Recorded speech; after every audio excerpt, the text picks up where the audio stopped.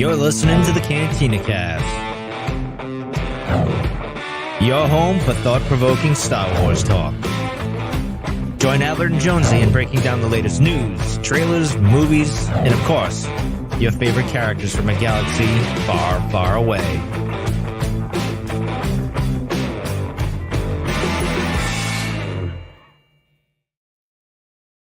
Hello, everyone. Welcome to the Cantina Cast. My name is Albert Padilla, and this is episode 579, where tonight we're going to break open the first issue of the Battle of Jakku, Insurgency Rising. It's a mouthful. A comic book that, honestly, I don't know that I knew it was coming out, and the good people at Marvel sent us some preview copies, and we had a chance to read them. I don't know that I was this excited to talk about it until I read the second issue. We're going to talk more about what that means here in just a little bit. But overall, this is going to be something we're going to be breaking down here for the next couple of weeks. And I posted today, it feels like a Star Wars event. And I know that may sound kind of obtuse in a lot of ways, but really we have these Star Wars events that happen from time to time, all the way back to Shadows of the Empire, if you will. And this one definitely feels in that same vein. And I mean that in the best form of the word event. So to talk about all this stuff is Jonesy. Jonesy's with us tonight. Jonesy, welcome to the show. How are you doing tonight, sir? I'm doing well. Yeah, I think, you are kind of obtuse with your presentation of it. No, I'm kidding. No, I think this is my perspective shifted on this a little bit after reading the second issue, of course, a couple weeks after that. But, I think you're right, though. And I'll talk about this in some of my opening thoughts, but the structure of this compared to what we've been doing with the Star Wars comic, I want to tease that out a little bit and talk a little bit about that, about how well this might work compared to what we've seen elsewhere. But hey, before we get started, though, let's go ahead and jump right into thank yous and all of that good stuff. So all of our Patreon members, thank you. Now part of the tribe members, Alex, Raphael, Danny, Mike, Lauren, Dante, Riss, Justin, Jackson, Sharkman, Dan, Daz, Isabella, Uncle Leon, Josh, Jacob, and Rita Reborn. And our Delusions of Grandeur members. Now this is Rod Racing, CJ, Steve, and welcome back, Rob.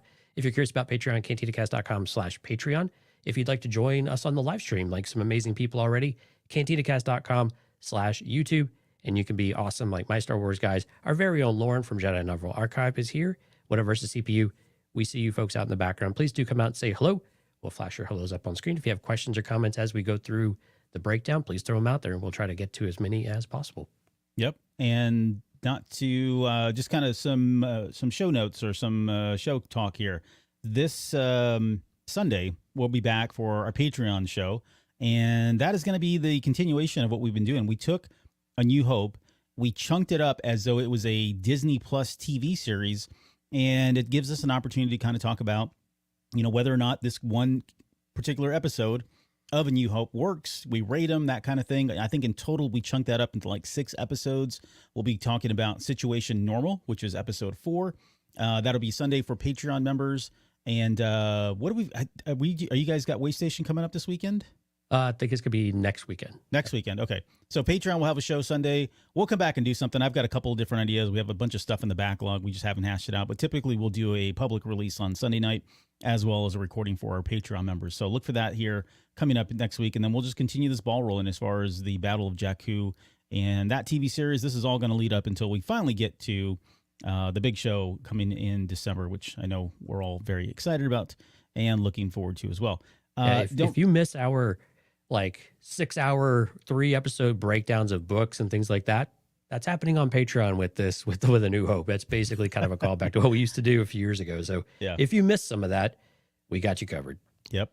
And let's see what else we got going on. So Jonesy mentioned Lauren's in with us here tonight live, and she's just broke down her full review. She's just released her full review, I believe yesterday, as a matter of fact. It was the release of The Glass Abyss, which is the Mace Windu-centric novel by Stephen Barnes. Take a look at that. She's got a sneak peek in there if you're not ready to really pull back the curtain, if you will. Or if you are and not going to read it and want to just know more about the book, go check out her full review. She does an excellent job. She's already gotten a ton of feedback on her breakdown there. So thank you for doing that, Lauren, of course, and thank you for the folks at Del Rey for sending over the preview copy so that we could provide that on the day of release. Yeah, but you know what, Albert? I'm not thanking you for what you did in Discord today with that book cover. What book cover was? Oh, yes, that was great. Yeah, we had a Discord too if you want to swing by there. I don't post a lot, but sometimes it's mostly memes, and they're worth it, I think. That's pretty much why the internet was invented. For memes. Yeah. Okay, let's see. What else we got? Any other business that we need to get to before we get into this? Now, welcome to Noah and Keaton, who just joined the chat as well. So, and Noah, we saw your comment out there, and we will address your comment there as we get going. Yeah. Let's talk about that here. Let's roll into this. So, give me your opening thoughts before we break down the actual issue and talk about everything that happens into it. And this is your spoiler warning, because we are going to start getting into all the spoiler stuff. But kind of, I know you said you had a lot to get off your chest here. I think some of it was probably subsided after the second issue. I kind of feel the same way, but how did you feel going into this one? Yeah, so I kind of grouped this into kind of positives, and then negatives are more uncertainties, right? And some of this in the comics. I think, first of all, I think this is going to be a much better structure. So while Insurgency Rising is 4 issues, the total overall arc, I think, is a total of 12. And I think versus the 50 issues of Star Wars that we've been getting between A New Hope and Empire, and between Empire and Return of the Jedi, were way too much, way too jam-packed in there. Noah kind of had made a comment about this one seems really packed too, which I agree to an extent, but compared to what we've had, where it just feels like we're shoehorning in stories that we're just kind of making up as we go, this one feels a little more natural, I think. So I'm hoping that these kind of 4-issue arcs, and they guide us through some of this stuff, is going to work out really well. So I'm very cautiously optimistic for that. If you like tie-ins, oh my gosh, you're in for a treat. We've got video game tie-ins. We've got Chuck Wendig's Aftermath tie-ins. We've got Shadow of the Sith, sequel trilogy, Acolytes of the Beyond.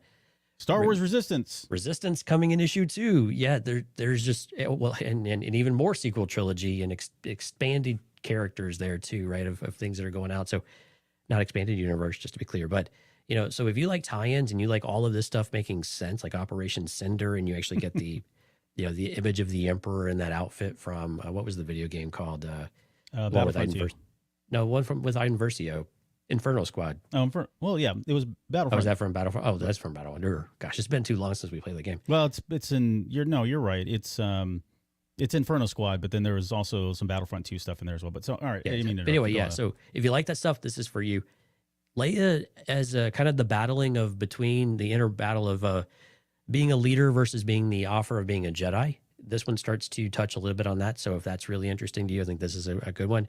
Leonard Kirk on the art side, I've got kind of a positives and negatives. But on the positive side, the last 2 pages, there are 2 panels that are absolute bangers of art panels. And they are fantastic. The bottom one is the bottom image here of our title card and of our background is one of those images, just stellar. It's beautiful and fantastic work. And another one is just really creative. Stefano Raphael, who does the Rising, the second part of this issue, his colors for this story and the artwork in general for him, I absolutely love. I follow him on Instagram, so I'm familiar with his work. I caution, if you do follow him on Instagram, he does have some more like a nudity and an adult type of material there. Nothing graphic or anything like that, but it is not for younger people. But it's absolutely fantastic. And what he did here in Star Wars is really, really cool. And the colors they applied to his art is absolutely beautiful. The ruthless story aspects of The Rising, I kind of liked at the very end.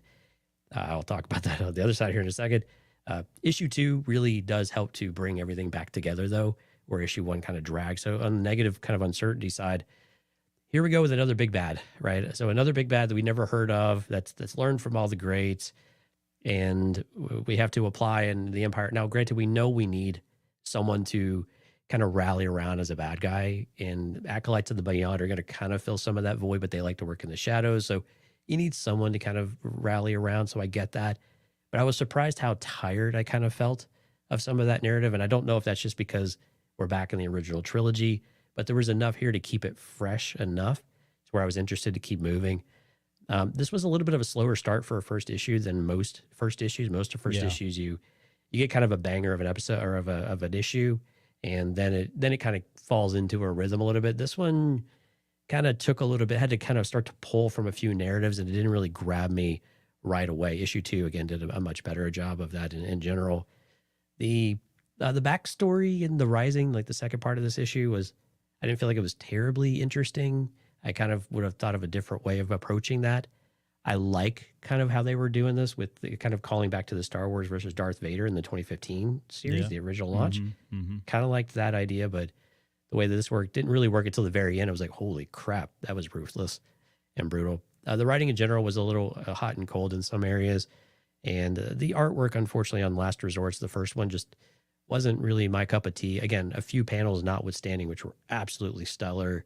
Overall, like the way that Luke Skywalker is drawn in Han Solo, again, just a little off for me. So those are just kind of personal preferences and in some of that space. But I have pulled an Albert and just talked and talked. So my voice is like completely raw now. So what about you? What were your kind of first impressions of this first issue? I didn't have any. So let's just get right into it. Right. No, thanks, everybody. Yeah, thank you. No, so I echo everything you said, honestly. I think that was pretty fair. I think it was very balanced in terms of, talking about the hots and the colds and what worked and what didn't. I would agree. The pencils throughout they were inconsistent at times. Yeah, it stuck out. And depending on what you're coming for comics, a lot of people just come because they want the content, right? They want to know what the story is that's happening. You're going to get that in spades. And I'll talk more about that in a second.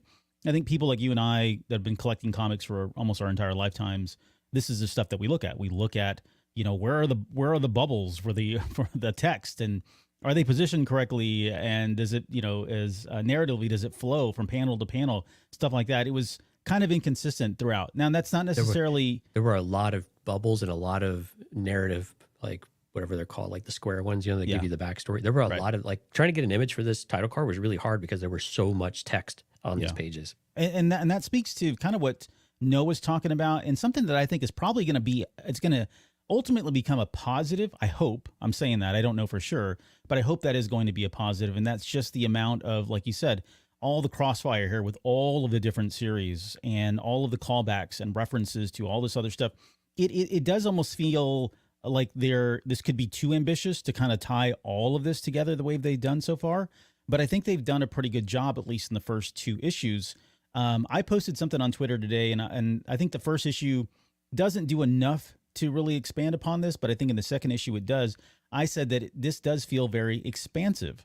There are a lot of characters that are introduced. There's a lot of little threads that are running through the storyline, and it is going to be kind of cool to see all these come together. And that's why I said it feels more like an event rather than a very serialized comic book like we've gotten from the main title, which, you would expect, right, for the main title. But it was starting to feel kind of long in the tooth at times, especially towards the very end, especially with Vader more than the main comic. But even the main comic, too, was probably in that same vein. So I would agree, like, definitely a lot going on. But this could really turn out to be something very cool, very special. And to have it kind of as a comic book format at its centerpiece, I think is pretty fun.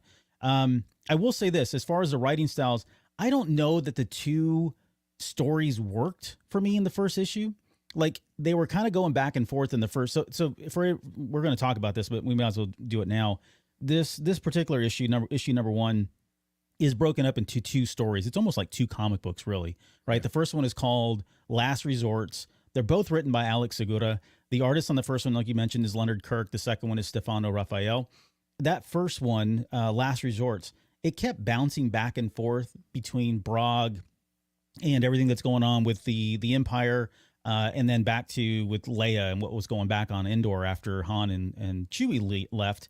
But there wasn't enough for me to really feel like, do I need to keep bouncing back and forth? It almost felt kind of choppy having to do that. And there really wasn't anything like of material or of substance that was happening that I needed to be cutting back and forth. I get conceptually, it probably looks cool on paper. I don't know that you had to do it. And then they kind of just dropped that whole format when you get to issue 2. So I'm like, why did you even go there for the first one, right? It feels like they probably could have made this into 2 separate issues, right? Or maybe condensed it down to 1, but it's fine. It's fine. I just didn't really. I was scratching my head half the time, going, "Why are we doing these two tales right throughout the first issue?" Let's see. What? Oh, and then the other thing about this comic, and you mentioned it a little bit, but Star Wars Uprising. Now, we brought up Star Wars Uprising back when we were talking about Mandalorian, when they brought up Burnin Khan, which is the planet that we know the Empire killed its own troops on, right? And that video game that came out, Star Wars Uprising, came out for a very short period of time. I think it was like 2 years, 3 years, or whatever it was. That everything that you get in this comic book, from the backstory and even like the prologue stuff that happens, they're basically summarizing everything that happened in that video game. And so that is where we're introduced to the Anoat system in more formal territory. We've already heard about it; it's been there forever, right? But we actually get to see more of it here, and it plays it's kind of the centerpiece of a lot what happens in issues 1 and 2. But that's also where we're first introduced to Brog and Moff Adelhard, who is the main villain that we're going to talk about here in a little bit. You got to see them in that comic, so it is in that video game. So it is kind of nice that they took those two characters, put them in here, and they kept the storyline the same. Of course, really, that whole video game was about Adelhard trying to make sure that nobody in that sector knew that the Emperor had passed or Vader had passed. Right? He was trying to keep that together. And we're going to talk about that because it is kind of the focal point of what's happening, a lot of what happens in issue 1. So I say all that to say, I do like that this comic book was kind of a rehash of what happened in Star Wars Uprising, because it didn't get played by a lot of people. And it was only, again, servers were only in line for like 3 years or so. So it is kind of cool that they were able to kind of put that in comic book form, get everybody up to speed, and then roll on with the rest of the story, which is all brand new and fresh and exciting. So, let's cap it there. Let's go into the breakdown, because I think as we tease this out, there'll be more and more stuff that we obviously can kind of refer to. So the other thing that I want to do before we get into the actual breakdown, is I do want to just kind of set the stage for a lot of people that may not even know what this series is, because again, if a lot of folks don't necessarily follow the comics, I think that's a shame. There's some really great stuff and great stories, some great writers. Some of the best writers, honestly, that are doing some of the comics and have done some of the comics. But this is set between, for anybody that doesn't know, this is set between Return of the Jedi and The Force Awakens. Everything that's happening is going to lead up to the events of the Battle of Jakku, which is kind of the campaign setting for the Empire's End series of books, right? We're going to get to that at some point. This particular one, Insurgency Rising, is 4 issues. But there's 3 parts to the whole thing, right? So we get like a total of whatever that math is, 12 issues or something, right? Right, yeah. So we got the first 2 issues. 1 and 2 are already out. Issue 2 came out today, as a matter of fact, as of this recording. And then we've got on October 30th and November 6th will be the final 2 issues of this first part, and then we'll roll into part 2 and part 3, which haven't been really, we don't know much about just yet. And then quickly, the synopsis is following the Battle of Endor and the destruction of the second Death Star, the galaxy is in a time of uncertainty. While the rebels force a path towards peace, there are still those who would bring chaos and destruction. The war continues on. Then it cuts off right and goes into Insurgency Rising. So that's the setting. This literally picks up right after. I mean, we're like moments after the Death Star blowing up, and everybody's back on Endor and just kind of going through their celebration stuff. But before we get into that, it has a very quick opening scene. There's a bit here that it kind of takes us right into the Anawat system, and where you see a battle that's already taken place, right? There's a B-Wing. It was supposed to be kind of like a routine mission, just kind of a cleanup mission. And this particular person, I'm trying to pull up my notes because I already forgot. Rin Znat, I think, is her name. Right. Yeah. She's the B-Wing pilot, and she gets caught by a swarm of TIE strikers. They get into a big battle, and you're kind of left to believe. And the way I interpreted this was she somehow like kamikazed or threw her ship into what was left of the TIE strikers, but she dies. And really, the main takeaway here is that look. War doesn't just end because the Emperor has fallen or because the Death Star is blowing up, right? We've seen this and we know this, right? But there are tons and tons of sectors and groups of Imperial forces, whether they're, governors or moffs or generals, whoever it is, that are now all splintered and trying to make sense of like, what do we do with ourselves while still engaging in combat, right? And that's the whole point of this, is that this is going to be going on. War doesn't, I think the phrase is war doesn't end. There's multiple phases of all of this. I'm forgetting the line right now, but I guess your quick thoughts on, the setting here before we get into what's going on with Leia, Luke, and Han. Yeah, it was really cool to see TIE strikers. For those that may not recognize the term, those are the ones that we saw in Rogue One with the more flat wings for the TIE fighters. So really cool to get a Rogue One reference in here. I think that was really cool. This makes sense, right? I mean, the way that we're always envisioned leaving Return of the Jedi is that we leave on a really high note. Emperor's defeated, the Empire's defeated, everything falls apart. New Republic starts to get inserted and everything's hunky-dory, right? Not Andor, but some of the material that's come after that with the Mandalorian and some of that, of course, we see things aren't so great, right? And there are pockets of fomenting and all that good stuff. But I think this really paints a really good picture of it, that everybody just kind of thought, hey, we won. And so all the Empire just kind of shuts down and goes away. Okay, sorry, guys. Yeah, you're right. We'll hand over and go to jail or whatever. no, things keep fighting, and you have pockets of it where are going to continue to fight ferociously, but you get the disorganization and things like that. And so it's interesting. You have a certain character that's trying to preserve, some of that. And of course, we have kind of a heroic moment here to help a friend escape, in order for Ren to go back to the rebellion on Endor to kind of set the stage and help them understand what is really happening. It's kind of a tried and true formula. It works okay.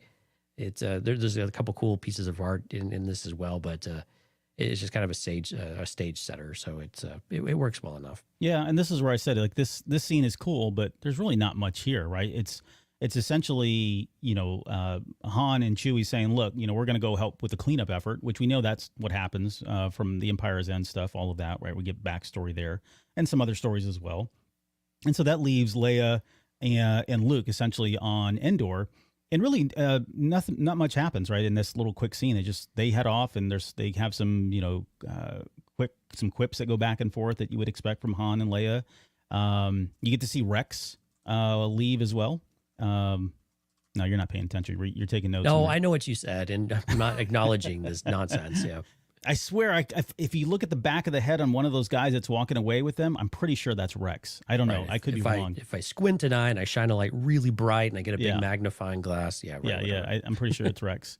Right. But they head off, and then we cut back over to the Anowat sector. We're on his Star Destroyer. I don't remember the name of that Star Destroyer. I was trying to look it up and I couldn't find a name for it. Maybe they never gave him his name. But anyways, we do meet Grand Moff Adelhard. Now, I got a question about this because he refers to himself as Grand Moff. Later on, he's referred to as Moff. I know I've heard Governor and Moff used kind of interchangeably. Right. In Legends, there was only one Grand Moff, and that was Tarkin, and he got that role. It was a very special role, like he was, singled out to be given the title of Grand Moff. But then they just kind of drop it, and even in issue 2, they don't really call him Grand Moff; they just call him Moff. So I don't know if I don't know where the inconsistencies are. I don't know that anybody really cares, but it was confusing to me. I was trying to figure out what the hell is his real title at this point? Maybe he just gave it himself. I mean, who's to stop him, right? No, everybody's dead, so why wouldn't he just pick his own title? Well, again, he's effectively trying to keep the Empire all together so he can adopt kind of whatever he wants because he knows the truth, right. Even if he's willing to lie to everybody else. So yeah. What's the penalty at this point? But we're introduced to Moff Adelhard, and in the comic, they kind of keep him in shadow, right? And until the very end, when they kind of do his big reveal. Again, but if you played Uprising or know anything about this era, you probably already guessed it was him, especially since Bragg is right there, and that's kind of like his right-hand man, who's a part of the, what was the name of that group of troopers? I don't remember, but for those that may be aware, big, tall, in black armor, kind of a more metallic mask. So, Bob Saget, will you look that up, please? Sure. It's not, forget the name of them stupid troopers now. Anyways, but you can't miss him. He's huge. Yeah, big black armor. He's got the big Imperial logo on his shoulder, on his sleeve there or whatever. But anyways, we cut over to them, and they're in an instance where they've got a bunch of rebel ships disabled and purge troopers. Yep. Purge troopers. Thank you. That's what they are. But they've got a number of rebel ships that are kind of incapacitated, and there is the governor gives the order to have them destroyed. And we're also introduced to, what's her name? Lieutenant Alatia? Yeah, Alatia or Alatia. I don't know how to pronounce it. We'll pick one because we're going to have to stick to it here. We'll pick Alatia. Alatia. That works. Yep. All right. Anyways, she comes out and she's trying to stop him like, hey, don't kill them, right? We could interrogate them. That's what she's thinking. He goes ahead and just destroys all the ships because in his mind, skirmishes don't win war. Vengeance does, right? And we kind of get a sense of where he's at, like mentally where this guy is at. And you mentioned it earlier. It gets explored in the second part of this comic book, but he does come from a very fine pedigree of leaders, if you will, from the Empire, right? He served under Thrawn at one point. He served under Tarkin. He served under Vader. And he's cut from the same cloth. Like this guy is pretty menacing. And they don't do enough of it in this issue. I mean, maybe they do. I don't know. I guess that's subjective, but by the second issue, you get a sense that, okay, this guy's got a couple, he's a little vengeful and he's got a little angry and he's very much a fanboy cheerleader for Palpatine. Like he's out for revenge and wants to provide justice, if you will, to those that have taken down his emperor. Like he's a firm, stout proponent of the Empire and what Palpatine stood for. Yeah, and this will make more sense when we start to introduce the acolytes of the beyond him, because that's very much the MO of how they operate. We'll talk a little bit about that here in a minute. Yeah, the loyalty is kind of key here, right? He's very, very loyal to to the Palpatine's point of almost fanaticism in some yes. ways. Right? No, it's a good point, right? He doesn't come across as a fanatic entirely, but you could definitely see the elements there. A zealot, maybe, if you want to use that word. Yeah.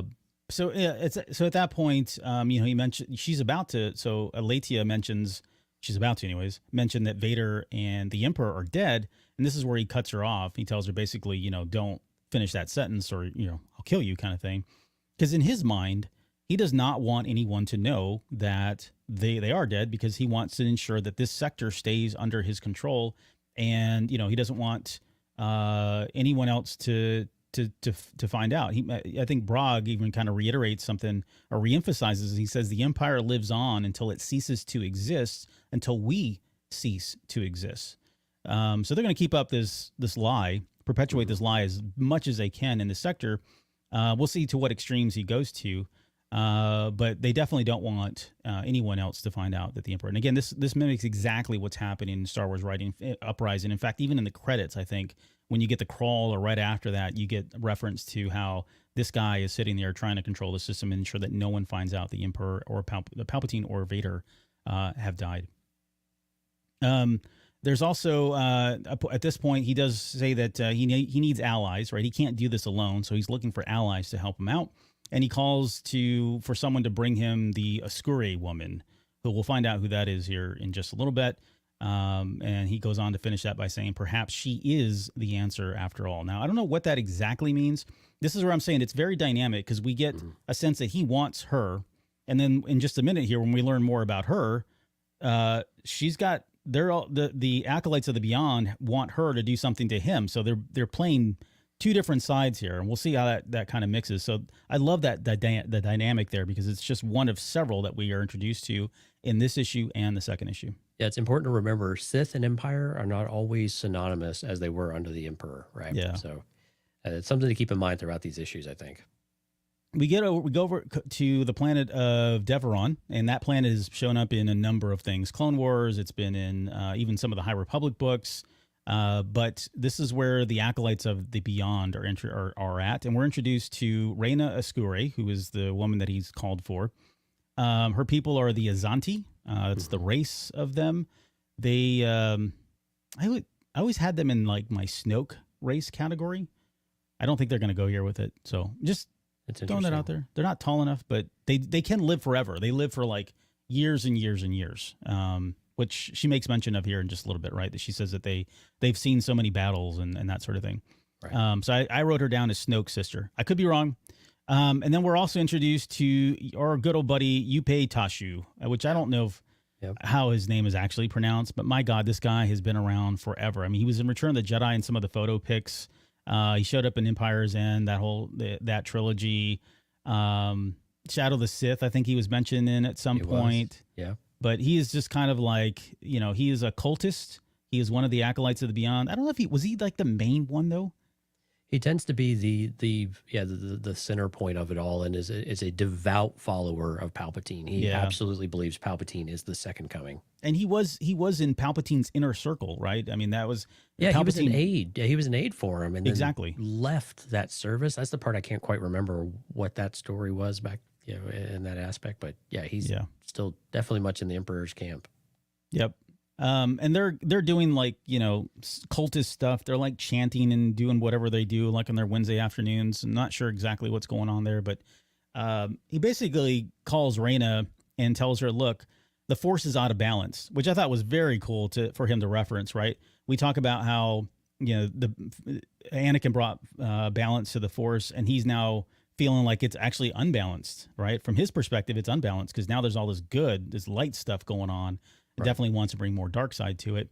But he wants her to go visit the governor, which is Adelhard that we just talked about, because he has great plans for him. So he's going to use Reyna Oscure to kind of manipulate the governor, maybe manipulate her. I'm not sure. We don't exactly know what he's trying to do, but he does have plans. He's got some bigger scheme that he's got going on here. I wonder if it's going to be tied to like Operation Cinder or something that we've already been made aware of, or it's something totally different. This guy, let me just throw this in here because I want your thoughts on this too. This guy is also known to be kind of a curator of Sith artifacts. And I think in some of the promotional stuff for Insurgency Rising, they did mention that there was a Sith artifact that was going to be introduced. Now I'm trying to remember if that was introduced in the second issue or not. But nonetheless, no, they do a Jedi artifact in the second issue. In the second issue, okay, so not a Sith one. But if anything is going to happen as far as like Sith artifacts go, it's probably going to be coming through this guy as well. So he's got a lot of background. He's certainly going to be causing a lot of chaos and mischief, I would assume. But I guess your thoughts on his introduction and some of the stuff that or any thoughts as to what he could potentially be doing with Reyna here. Well, on that front, no, we have to get a little bit more information here. But I like the Acolytes of the Beyond are finally getting some screen time here and peeling back the curtain a little bit more on them.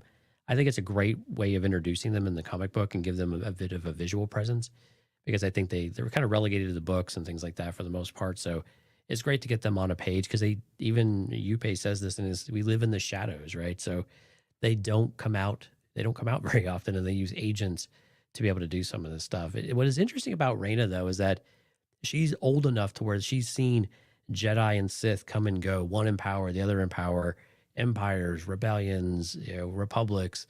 She's seen them all fall. So we don't really know how old she is, even though it seems like she's got quite a number of years under her belt. So sure. Interesting what's her driver in some of this too, besides more of not an assassin, but like an agent, right, of either side. So it's not really clear quite yet, but it's cool that we're at least getting them back in the mix and how they fit into Operation Cinder. How do they fit into the overall plans of the Empire and what the Emperor set in motion?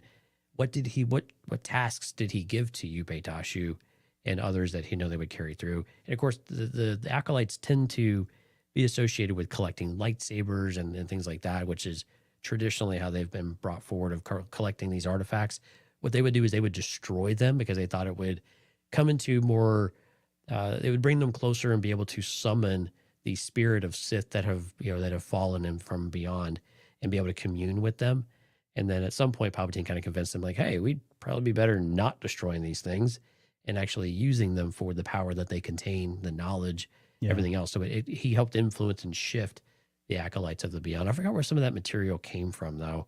I imagine some of the books you've got there behind, some of the color commentary that's grown over the years. But it's kind of an interesting story of how they've evolved. So it's good that we're kind of getting them back in the mainstream, so to speak, and we'll see how much of this story they truly get on the page and influence directly. I imagine quite a bit, though. Yeah, I would imagine too, especially since, having read the second issue now. You mentioned this, Reyna's, you're right. Like, I don't know where her allegiance truly is. Like, she doesn't feel like a devout follower of the Acolytes of the Beyond.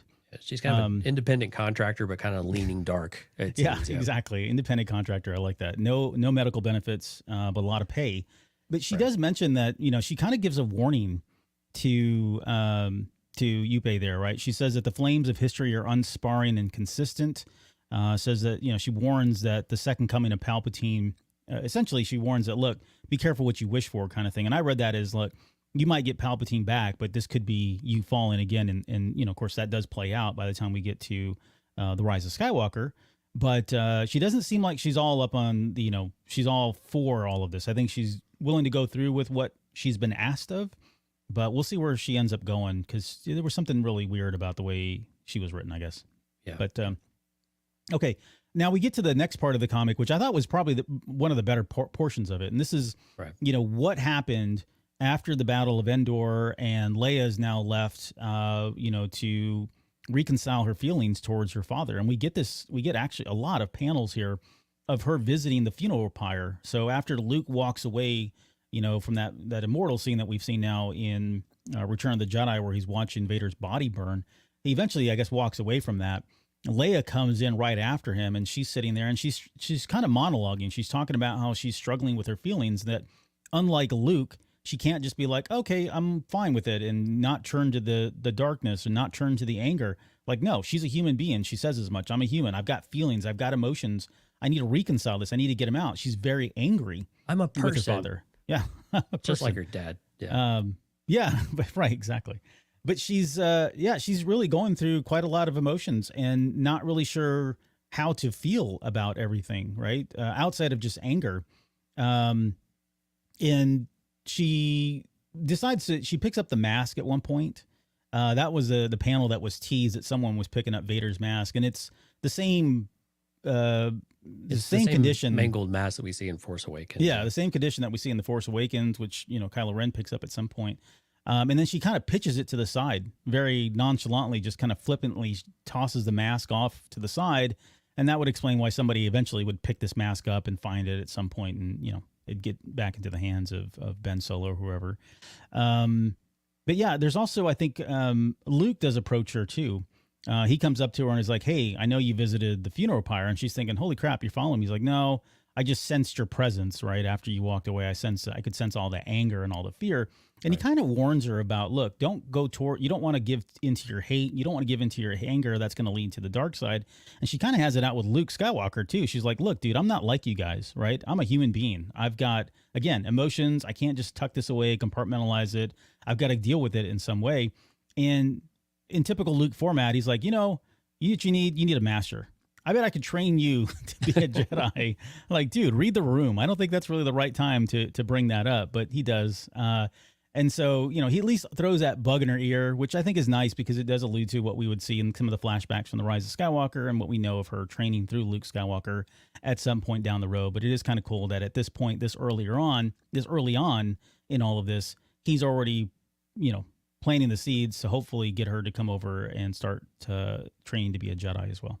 Yeah, I like that she's still, you still kind of feel that tension though of torn between duty and uncertainty around whether she is actually a good candidate too, because she kind of hesitates, right? She's not really sure how to respond entirely, and then she launches into, "I'm not like Anakin, I'm not like Vader, I'm not like you," But there's still this.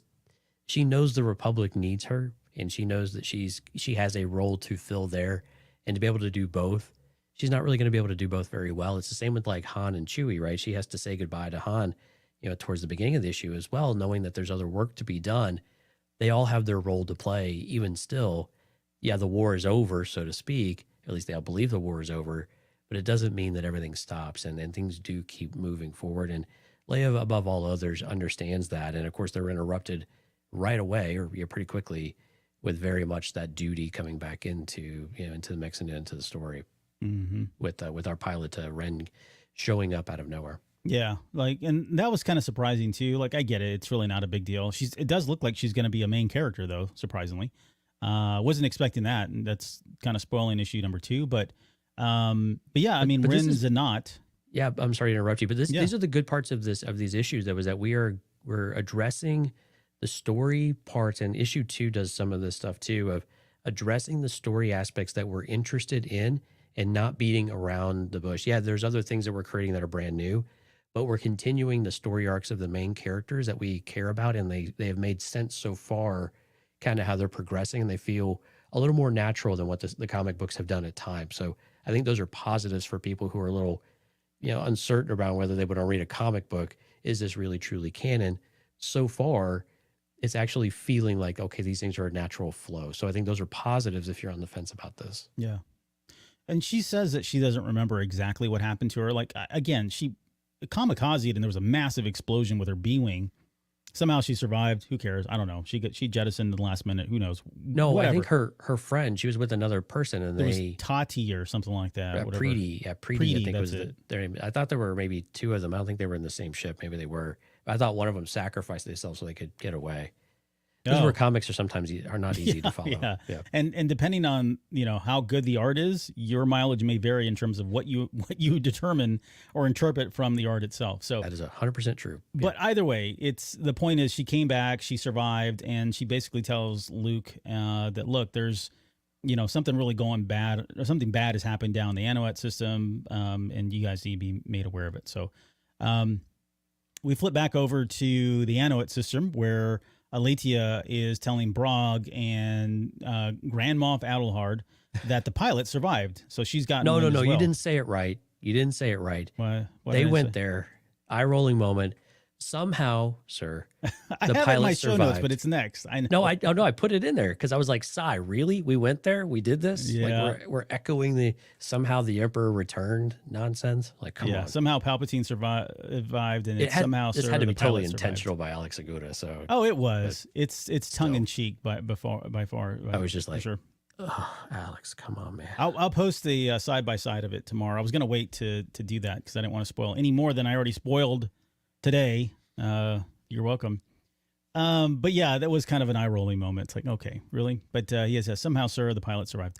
Okay, and then this issue ends. The first part of this issue ends on Endor, back to Ren's story, and so Leia and Luke are confronting her, trying to tell her everything's going to be fine. You can tell us what happened. She mentions the TIE strikers that were unleashed. Talks about how they got swarmed, and she, they tell her everything's going to be fine. And then she talks about Grand Moff Adelhard, says there's an Imperial.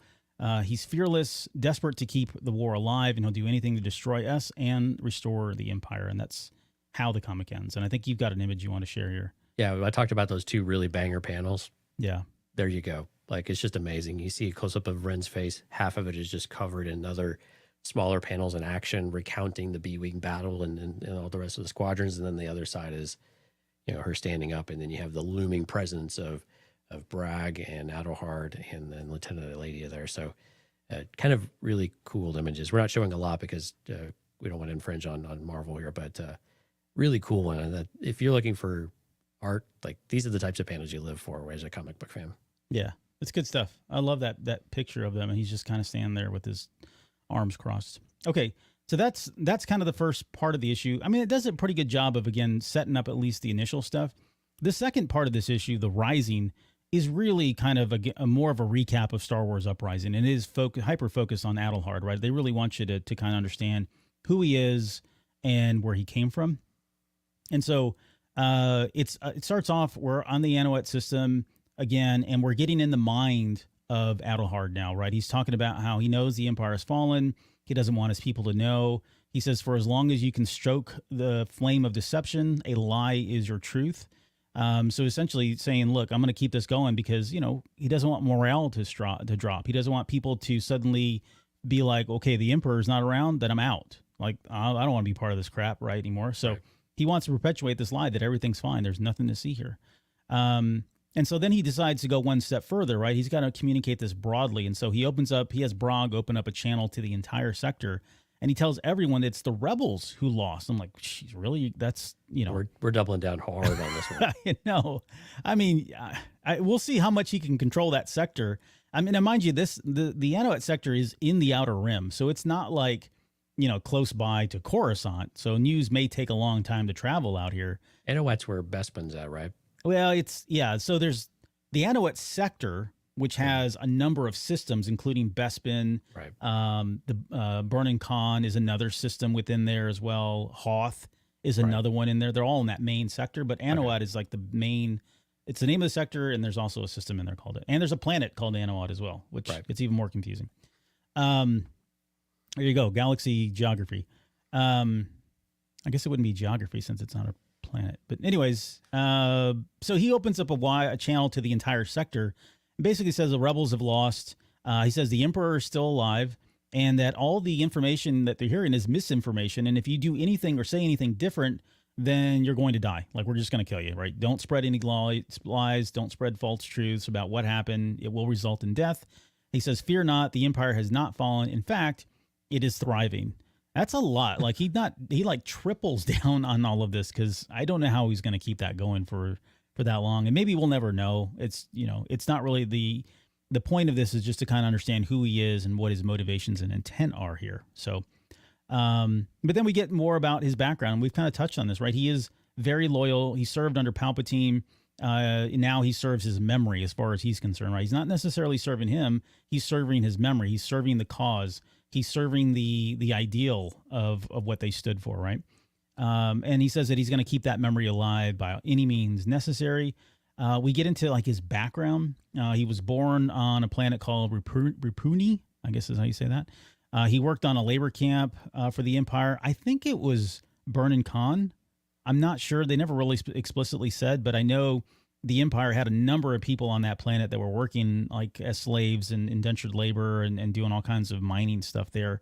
But as a kid, right, he was a slave. He was a miner, if you will. I guess not essentially a slave, but he was a miner.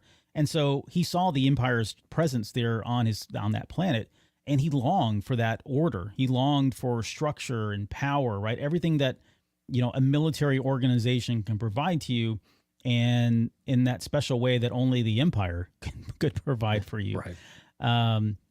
We see him killing some Lasats, which I thought was just sacrilegious to any time we see that. But he's killing some Lasats during the storming of Abertolum, which I think came up before. I don't remember where that was mentioned now.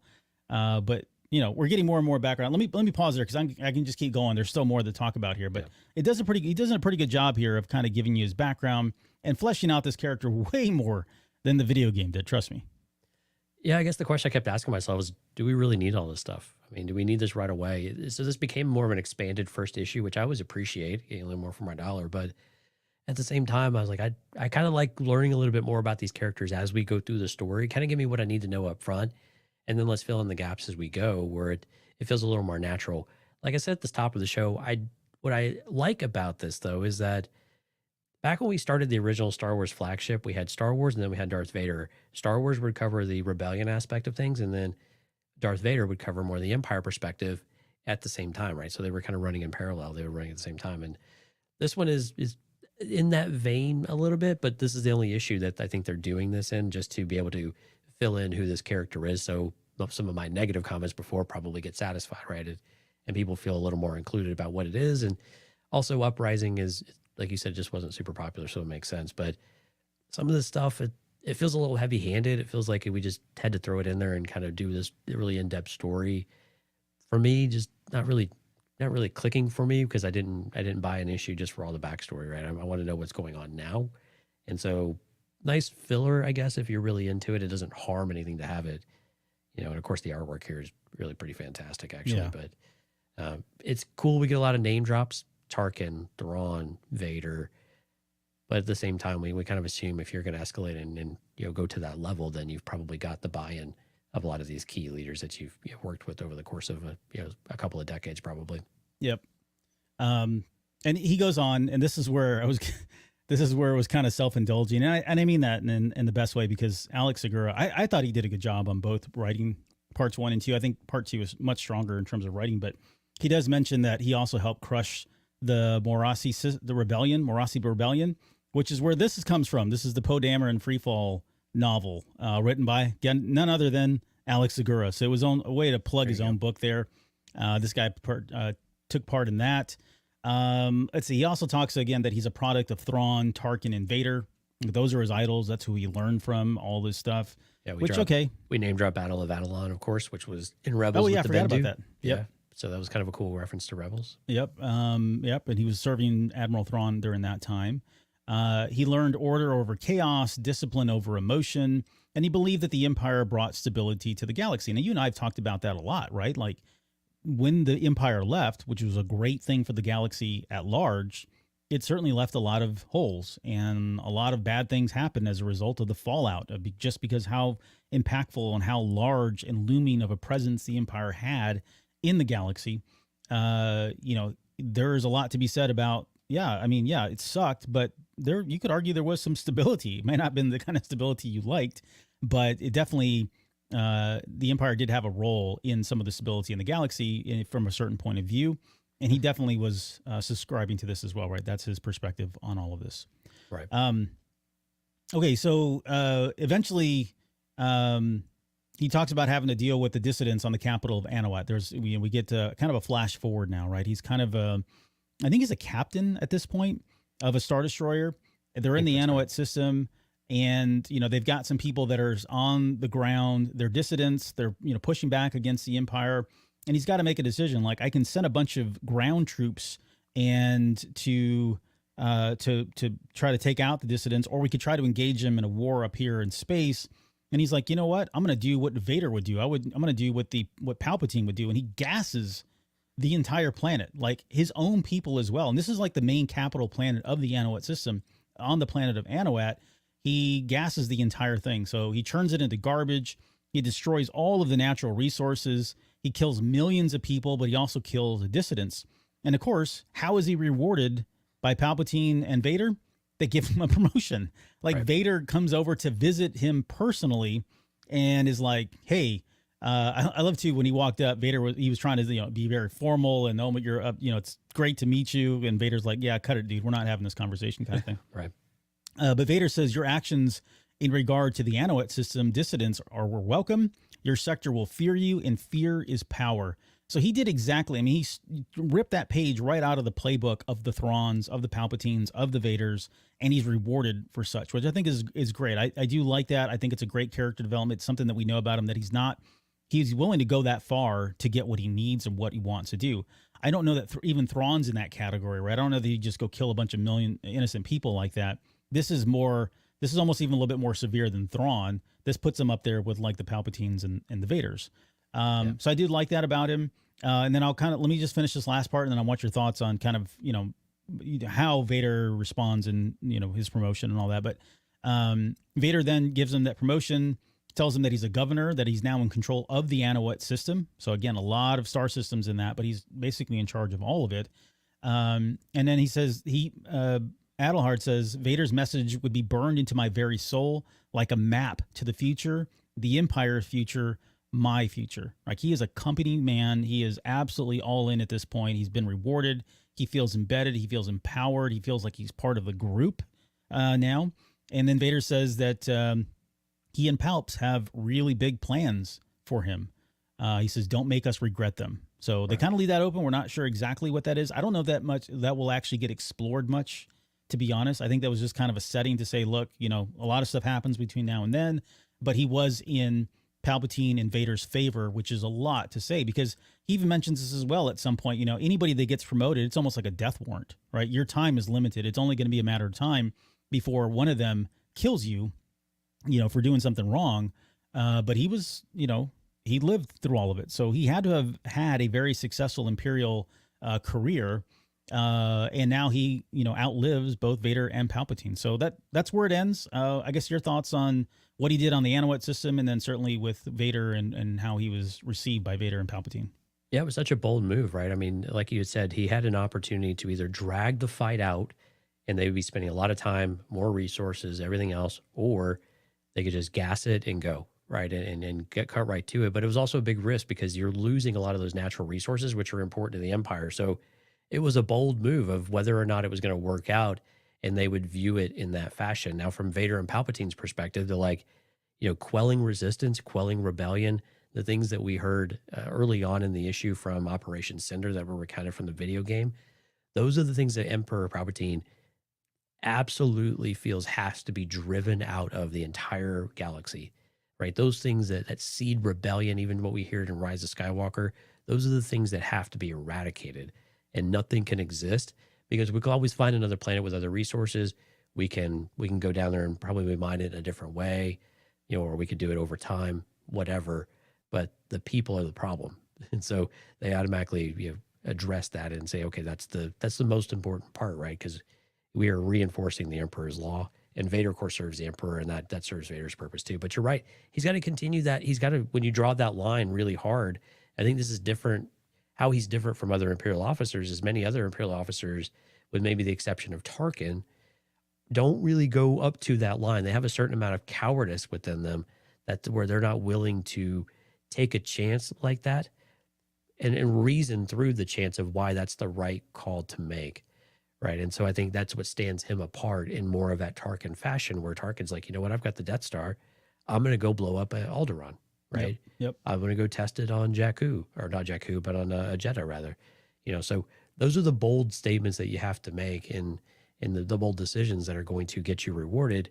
But you also have to continue to deliver. But again, also I think with those people, they typically won't fail because they will just push really hard, and they will go and take we'll call it out of the box, but it's really more of the extreme measures that the Emperor and Vader will condone, and then they'll support, taking care of in order to eradicate dissidents and any kind of negative uprising against the Emperor's policy. Yeah, it was very much the fear will keep the locals in line from A New Hope, right? Right. It's exactly what you're spot on. It's exactly what a Tarkin would do. You have to demonstrate it and show people you're willing to use the tools you have in order to actually truly embed fear into their way of life. Yeah, and I think most people in his position, and this is where they falter, right? They second guess themselves, and they probably try to go for both. They were any other general, any other captain, any other admiral probably would have approached this by thinking, how can I take them out and keep the resources, right? And you're not going to win both of those type of that scenario. In fact, you'll probably lose more than you gain from that. And for this guy just to go in and just wipe everybody out, yeah, I can see why Vader was so willing to jump off his own ship and give him the promotion that he got. Yeah, we think back to why Emperor Palpatine went to the burn it all to the ground. If he died, who did the Emperor fail? No, everybody around him failed him. Yeah. Right? Yep. He didn't fail. Everybody around him failed. And this is the epitome of that. If you had Tarkin and you had Adelhard here, if you had more of them, then likely, in Palpatine's opinion, more likely to have succeeded and to continue on, and he would have been surviving and whatever else would have come next, right? So those are the key differences of why Palpatine is now burning everything to the ground, because there's just not many left. It'll be interesting to where Adelhard fits into all of that. And then, of course, how the acolytes match with that and what is their vested interest in one another in order to continue the empire. Clearly kind of working in the same direction, but there's we're really not sure if we could trust that quite yet. Yeah. And that's it. That's how it ends. We get to see his promotion, big promotion. There's a nice little panel there. Did you want to pull that up? I'm hesitant to show too many of these, but you can just look at a little sneak peek. They won't say anything. They'll be fine. All right. Yeah. So the last panel, last panel here. And again, what's really cool is each of these dual pages from Stefano. Each one of these has their own kind of color tone.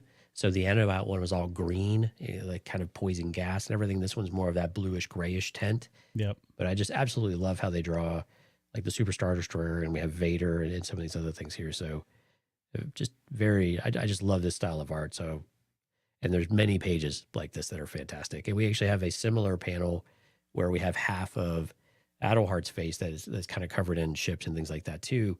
Very akin to what Leonard Kirk did in the first part of this issue. So I like the duality of some of that. Is always really fun to be able to see both sides of it, especially from two different artists. Similar concept, but slightly different ways of getting there. So it's really interesting in that respect. Yeah. So good stuff. Like, and Gustavo Gobi with us tonight too. Hey man, he says, "Hey guys, I know you're talking about issue 1, but I just read issue 2, and oh my god, so good." So second half of issue 2 really, like we went into issue 2 with a little previews of. I was like, okay, it's okay, and then halfway through it, I'm like, oh my goodness, I'm in. Like everything just kind of shifted with just like 2 or 3 characters that pop up. It's like, holy goodness, like this actually has a lot of. Like, I'm really curious where this goes now. And again, they're all connected to things we already know, which makes them more interesting by default, because we're not having to guess at like new stuff or it's all make believe and crap like that. So I love that we have something to connect it to, and we have something tangential to be able to connect and touch. So those things are important to me in the comic books. And we got a redhead who served the emperor. And, I don't want to jump to any conclusions, but this could be what I've been hoping for since The Last Jedi came out, because I still have my theory that I'm going to go look back now. I got to go pull my theory because I got laughed at, and it's rightfully so. But it was about why Luke Skywalker was so distraught on Ahch-To. And I said, well, maybe he got, maybe there was a Mara Jade and he lost her. And now they've introduced this character in issue 2. And I'm just saying the potential could be. I won't say it is, but watch them kill her off at issue 3. Jean Grey. Oh man, good one. One of each versus CPU. Jean Grey? No, not Jean Grey. Someone else dear to my heart. But yeah, that's it. That's the issue. Again, weird choice to kind of jump back and forth between the two stories, especially when some of the panels in the first part of the story were very small and really weren't really heavy or didn't have a lot to do with them.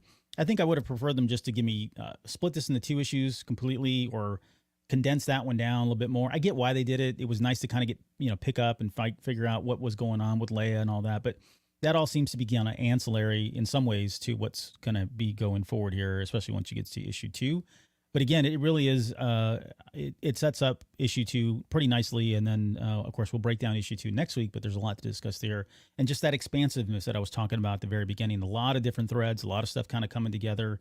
It's going to be interesting to see how they pull that off in 12 issues. Maybe everyone's going to be as well. We already know they're not as big as this one, but it'll be interesting to see how it's all gets pulled together. So good luck, Alex Segura. We're all counting on you at this point. Yeah, and back to what Noah said at the top of the show, they felt really jam-packed. It felt like maybe there was too much going on. I think issue 2 probably continues that trend, probably more so than issue 1 did. And so with the 12 issue, I think that could be a drawback, right? Of usually when you have 50 issues, you have a lot of time and arcs. You can kind of leave and come back to certain story elements and things like that. Stuff. Yeah, exactly. Side quests. But with these, you have to be a little tighter with that storytelling, which I tend to appreciate more, as long as they're not a little too ambitious, right? Of what they think they have to go and cram everything and tell you all the things. But I think also this helps really keeps us really clean and lined up, and it gives us a bit more of a structure here that I think could be more successful than what we've had in the 50 issue runs, which I think is just a little bit too much. So we'll have to see how this plays out. I was a little uncertain about whether I was even going to read this series, and kind of glad that we got the second issue and kind of read them more or less at the same time, and we're able to say, okay, yeah, this one does have some promise. It has some legs here. Let's see where it goes. Give it a fair shot and see where it goes. Because I wasn't sure if this was just going to be another kind of filler run or filler mini issue run that doesn't always go anywhere. But this one's got some teeth to it. Yeah, and by promise, by legs, by teeth, you mean Jarek Yeager. So I'm sorry. You did it. I did. I spoiled it. Issue 2. I didn't give you any context, though. I know. Don't get mad at me. But if you're a fan of Resistance, he pops up and it's like, oh my God, I'm so on board. I cannot wait. See, and of all the characters in issue 2, like there was another character I feel like is so much more, like maybe not a spoiler. Oh, don't spoil that one. Don't spoil that one. But more of a surprise character than Jarek Yeager. But I'm glad Yeager is in, because I was like, oh, this is really cool. Like that was another character I was really excited to see, and I could see where some people would be a little bit, they would have liked to experience that on their own. But let's be honest, how many of you are going to go read the book? So sorry if you were, but I mean at the same time, most weren't. We're trying to spread the good word here too. So. Exactly. That was exactly what you said. But also there's very little. I mean, he's literally a cameo that's introduced. We know he's going to be a part of the series, but we don't know to what extent, exactly what his role is.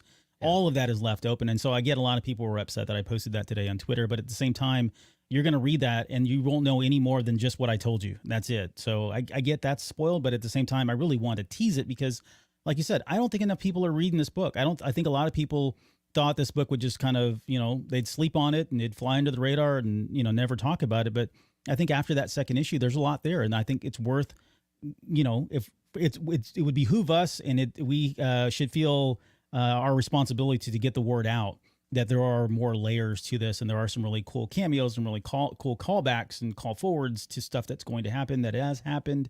And so, yeah, go pick up the series. Like at the end of the day, right? I mean, we are privileged in that we get sent these as review copies a couple of days before.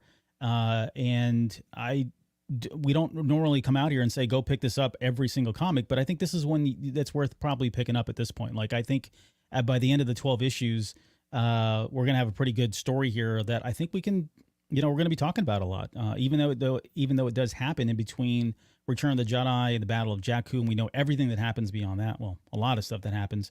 Right. There is a lot of history here that we do not know, and it's going to be fun to see how that's explored, especially with using Star Wars Uprising as kind of that backdrop and campaign setting.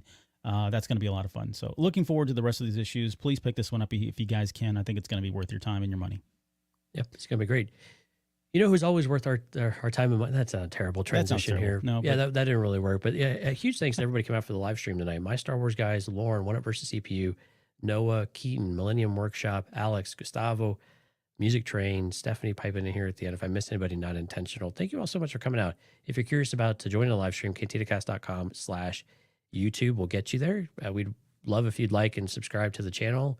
Leave us a comment. Let us know what aspects of the story. We've had some folks in the chat that have actually read this issue and read the second one. And thanks for your feedback there. But we'd love to hear what you're thinking about this series. Are you excited about it? Is this an area you think you need more of? What do you think about some of the connectivity? Where are the acolytes beyond? How are they going to fit in? So leave us some of your thoughts. We'd love to see those and read those and and be able to respond to them on the site. And again, if you're curious about Patreon and joining us for this Sunday as we break down the fourth episode of quote unquote episode of A New Hope, cantinacast.com/Patreon.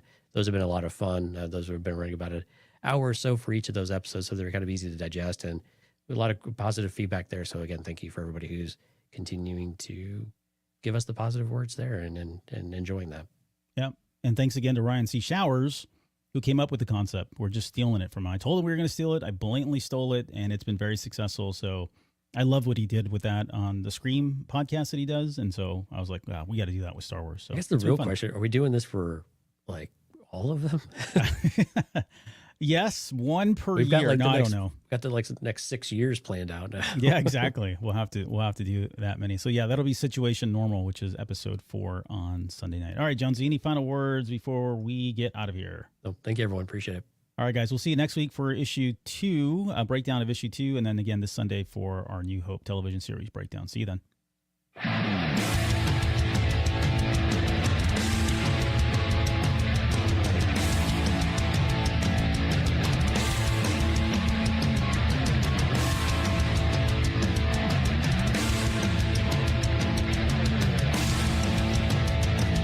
You're still listening? Wow, that's amazing. Well, I'm here to give you the disclaimer. Normally we do a big, long, drawn-out disclaimer thing saying what's what and who's what and all that other stuff, but I think you guys kind of know that Lucasfilm and Disney have no affiliation with us at all, and we have none with them. We talk about Star Wars, which is their property, and all that other good, fun stuff, but I think you can tell which is our stuff and which is their stuff. If you can't, well, then send a lawyer to send an email to me, and I'll be glad to chat with them. Other than that, you know what's what, so that's your disclaimer.